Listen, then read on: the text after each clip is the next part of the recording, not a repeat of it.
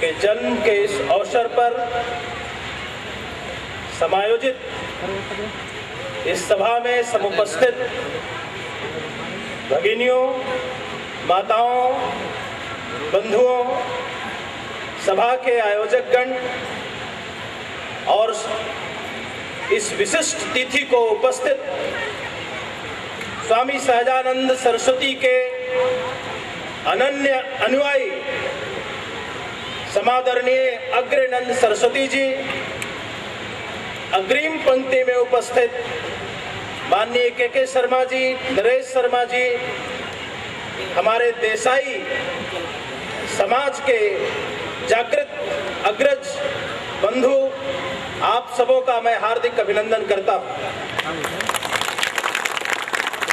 मुझे स्वामी जी के बारे में अपने विचार अभिव्यक्त करने के लिए कहा गया है और हमारे कई मित्रों ने अभी कहा है कि लेकिन मैं स्वामी जिस विचार, जिस रक्त परंपरा, जिस चेतना की परंपरा के वाहक थे, उस चेतना, उस आत्मबोध की परंपरा वाली जाति के बारे में भी कुछ कहो और फिर स्वामी जी के व्यक्तित्व, कृतित्व और आज के समाज में उनके आदर्शों, जीवन और चिंतन की आवश्यकता विषय पर कुछ बात रखूं। बंधुओं, आप जानते हैं कि भारत की सामाजिक परंपरा में जो ब्रह्मविद वरेण्य है वह ब्रह्मर्षि है। ब्रह्म का तात्पर्य है जगत की वह नियामक सत्ता, जगत की वह परमात्मिक शक्ति जो यान महतो महियान अन्नोरन्यान से परिभाषित है हमारे उपनिषदों में, जो अनु से अनुतम है और महत से महतर है, जो ब्रह्मांड से भी बड़ा है और अनु से भी छोटा है, वह ब्रह्म। जीवन की सृष्टि की रचना का अनुतम स्वरूप, लघुतम स्वरूप, जिसको हमारे वैदिक दृष्टाओं ने हिरण्यगर्भ सुप्त में देखा। हिरण्यगर्भा समवर्तताग्रे भूतस्य जातः पतिरेक आसित सदाधार द्यामुत्तमाम कस्मै देवाय हविखा विधेम। वह हिरण्यगर्भ का महाबिंदु ब्रह्म है और उस विज्ञान को समझने वाला, क्योंकि वेद कहता है कि ब्राह्मण वो है जो विज्ञान की उपासना करता है। विज्ञानम उपास्व, यह ऋग्वेद में लिखा है और उसके साथ यह आभानत प्रचलित हुआ कि विज्ञानम व्याजनाति ब्रह्म, जो ब्रह्म को जानता है वही विज्ञानी है। वह विज्ञानी नहीं है जो संसार के दशा विशेषों के बारे में बाहरी ज्ञान को प्रस्तुत करता है। यदि रसायनज्ञ है तो वह भी अंतिम उस नियामक सत्ता के बिंदु की व्याख्या करने की बात करेगा। यदि जीव विज्ञानी है तो वह भी सृष्टि के नियामक सत्ता की बात करेगा और वह भी एक परम तत्व की खोज करेगा। इसलिए ब्रह्मर्षि वह है जो परम तत्व का अन्वेषक है, परम तत्व का दृष्टा है, कवि है, मनीषी है और आत्मानुरागी है। वितरागी होकर भी आत्मानुरागी है। समाज में जीते हुए भी वो ब्रह्म के चैतन्य से प्रेरित होकर वह विज्ञान के हित में काम करता है। और इस आत्मबोध के साथ ही स्वामी जी ने अपने भारतीय वांग्मय से, वैदिक वांग्मय से वह शब्द उद्ग्रहित किया जिसने भारत को वेदों की वाणी दी है। वह शब्द है ब्रह्मर्षि। आप इस ब्रह्मर्षि समाज, इस जागृत समाज के लिए एक बार तालियां बजाइए। भाइयों एवं बंधुओं, ब्रह्म के साथ दूसरा महत्वपूर्ण शब्द है ब्राह्मण। कि ब्राह्मण कौन है? और आज के समाज में जब हम ब्राह्मण शब्द कहते हैं तो क्या क्या प्रतिध्वनित होता है? ब्राह्मण वह है जो पूजा कराता है और पूजा का मतलब भी हम नहीं समझते हैं। पूजा में दो शब्द हैं, पू और जा।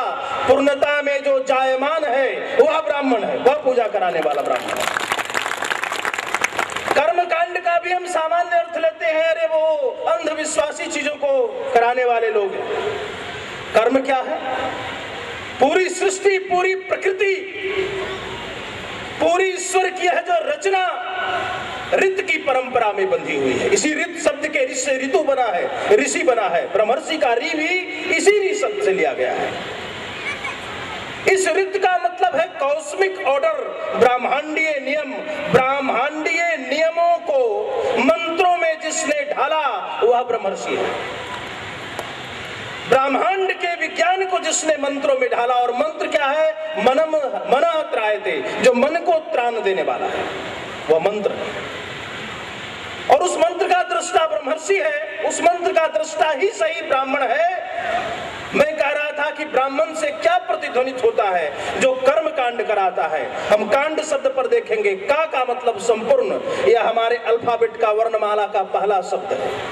यह संपूर्णता का द्योतक है।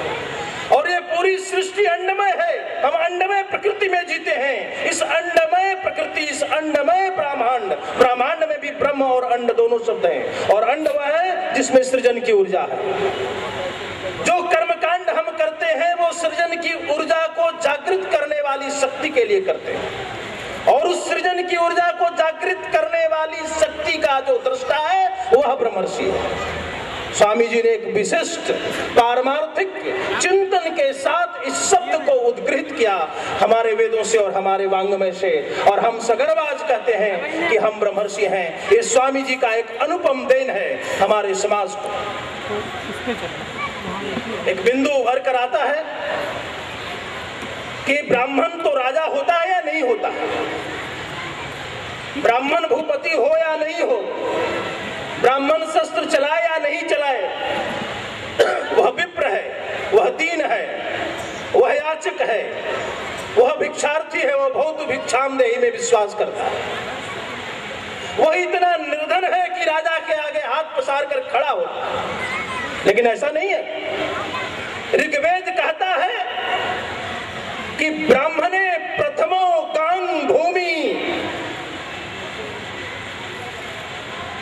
ब्राह्मण पहले बार अविंदत, ब्राह्मणों प्रथमो काम भूमि अविंदत। ब्राह्मण ने ही सबसे पहले स्त्री की, इस सृष्टि की संपदा और इस भूमि का उपभोग किया और करना सिखाया। इसलिए जो भूमि का भोक्ता है, जो भूमि का हरता है, जो भूमि पर हार है, जो भूमि पर हार के समान है, भूमि का पालक है, भूमि के नियमों का नियंता है, वो भूमिहार है। भूमिहार ऐसा शब्द एक विशेषण है, और यह इस विभ्रम को तोड़ता है कि ब्राह्मण केवल और केवल याचक के लिए एक संज्ञा है। ये तो ऋग्वेद की बात थी।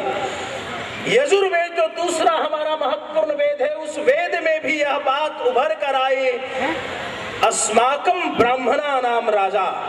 मैं वह ब्राह्मण हूं जो ब्राह्मणों का राजा है, जो विप्रों का राजा है, और जो लोकानुरंजन में अनुरत है, मैं वह राजा हूं। ऐसा करके आया। कैसा राजा, कैसा नेता?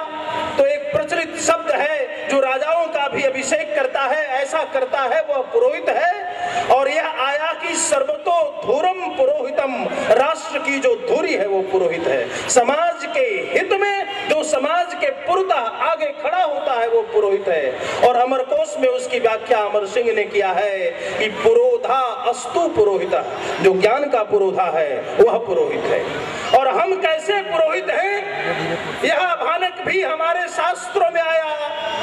अहम राष्ट्री जागृयामः पुरोहिता, मैं एक याचक पुरोहित नहीं, मैं राष्ट्र को जागृत करने वाला पुरोहित, राष्ट्र को अनुप्राणित करने वाला पुरोहित। ऐसे ब्राह्मण की भावभूमि हमारे शास्त्रों में बहुत प्राचीन काल में ही बनी, और उसके सबसे बड़े जो उद्भावक, सबसे बड़े जो उसके प्रचारक, उसके जो संस्थापक हैं हमारे धार्मिक साहित्य में, हमारे मिथक साहित्य में, वो भार्गव राम है।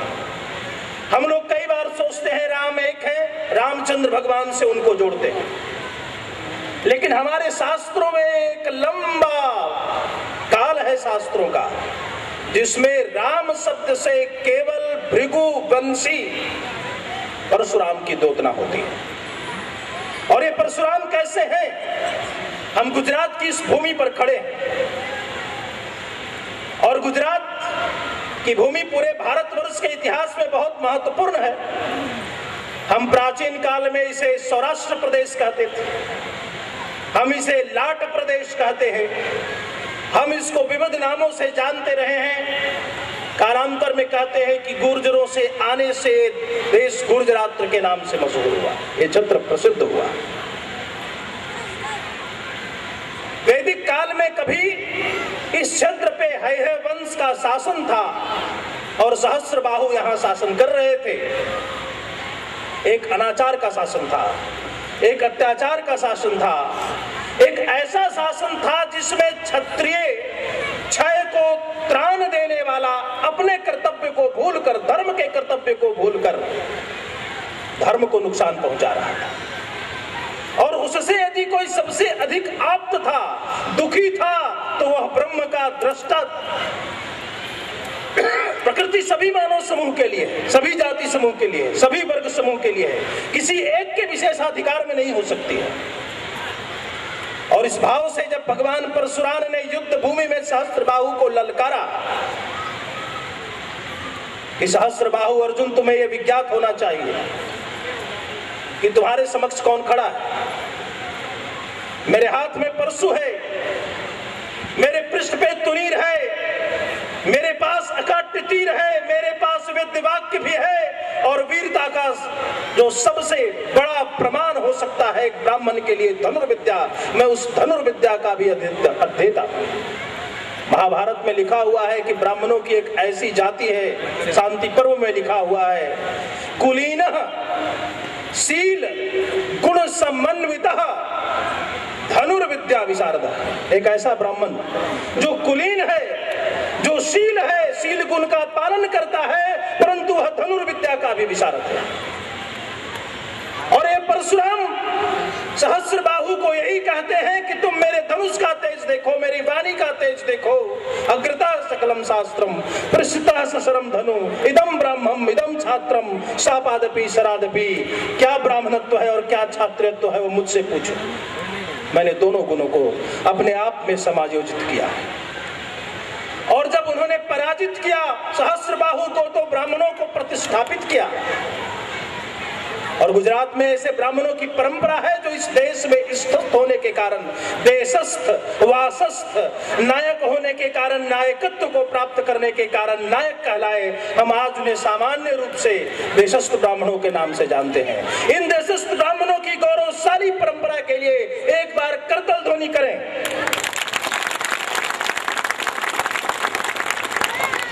स्वामी जी कैसी परंपरा से थे, उस परंपरा तक पहुंचेंगे। मैं इतिहास से एक दो चित्र उपस्थित करता हूं कि मौर्य शासन के बाद बौद्ध धर्म का प्रचार हुआ और हम ब्राह्मण धर्म की गरिमा को कहीं न कहीं भूल रहे थे। हमारी सेनाएं डेमेट्रियस और मिनेंडर के आक्रमण को झेल पाने में सक्षम नहीं थी। भारत के ऊपर शकों का आक्रमण हो रहा था, पार्थियंस का आक्रमण हो रहा था, भारत के ऊपर कुषाणों का आक्रमण हो रहा था, भारत के ऊपर अनेक विदेशी जातियों की नजर थी। और ऐसे में पाटलिपुत्र की एक सैन्य सभा में पुष्यमित्र शुंग उठता है, मगध का ब्राह्मण सेनापति उठता है।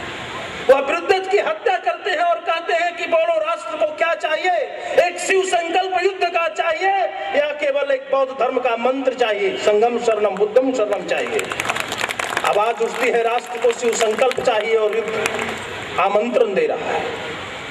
पुष्यमित्र शुंग की अधिक आयु है, वह पहुंचते हैं पश्चिम भारत, विदिशा नगरी में अपनी सेना को ठहराते हैं और सिंधु और सोवीर प्रदेश में उन्होंने ब्राह्मणों की सेना को भेजा है। दूसरी जातियां भी हैं, लेकिन ब्राह्मण सेनापति की भूमिका में है। ब्राह्मणों का एक बड़ा वर्ग मगध में सेनापति की भूमिका में है। वो आयुध जीवी ब्राह्मण के नाम से जाने जाते हैं। डिमेट्रियस और मिनेंडर को पराजित करने के बाद, राम की भूमि में अयोध्या में लौटने के बाद पुष्यमित्र शुंग ने वहां पर अश्वमेघ यज्ञ किया और वहां के अभिलेखों में उन्हें पुष्यमित्र शुंग द्विरस्व मेघ याजी की संज्ञा दी गई। तब भी उनके साथ पश्चिम भारत में मगध क्षेत्र से, त्रिहोत्रपुर से, मिथिला से ब्राह्मण बड़ी संख्या में आए और पश्चिम भारत में बसे।